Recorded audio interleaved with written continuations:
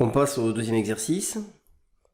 Premièrement, donc il s'agit de résoudre l'équation x au cube moins 2x au carré plus x égale 0.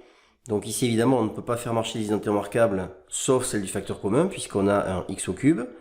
Donc il faut regarder s'il y a un facteur commun, c'est le cas, puisqu'on a x qui apparaît dans les trois termes. Donc on peut mettre x en facteur. Donc ça fait x facteur de x au carré moins 2x plus 1 égale 0. Donc maintenant, il faut encore factoriser, puisqu'ici, on a encore une expression du second degré. Donc là, cette fois-ci, il faut chercher une identité remarquable classique. Donc il faut voir qu'il y a x au carré moins x plus 1, ça correspond à a carré moins 2ab plus b carré. Donc, c'est la forme factorisée, a moins b au carré. Donc on peut écrire que ça fait x facteur de x moins 1 au carré égale 0. On obtient donc un produit nul. Le produit est nul si l'un ou moins des facteurs est nul, donc ça nous donne soit x égale 0, soit x moins 1 au carré égale 0.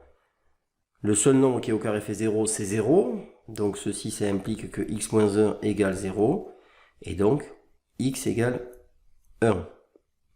Donc je peux écrire s égale 0, 1. Voilà pour la première question. On passe donc à la deuxième question. Donc cette fois-ci, on considère une fonction f définie par f de x égale x au cube moins 2x carré plus x, donc c'est-à-dire l'expression qu'on avait à la première question, et on demande d'étudier le signe. Donc on a déjà évidemment les racines, donc il suffit simplement de faire un tableau de signes. Donc dans ce tableau de signes, x à la première ligne, donc on va mettre moins l'infini, nos racines dans l'ordre croissant, c'est-à-dire 0 d'abord, 1 ensuite, et on termine avec plus l'infini. Ensuite, les termes, on a d'abord x, et on a ensuite x moins 1 au carré, et enfin f de x.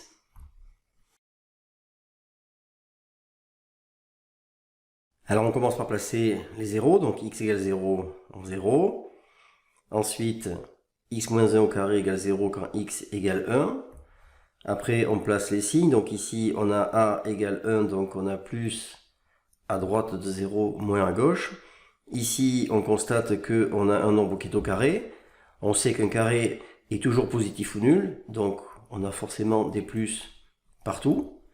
Enfin, on fait le produit des signes, donc ça fait moins, plus et plus. Et on descend les zéros comme ceci. Donc maintenant, on nous demande le signe de f de x. Alors on peut dire que si x appartient à moins l'infini 0,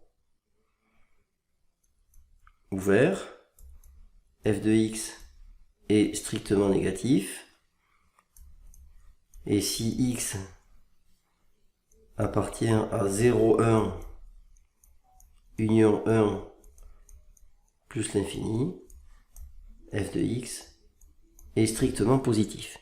Donc voilà le signe de f de x selon les valeurs de x.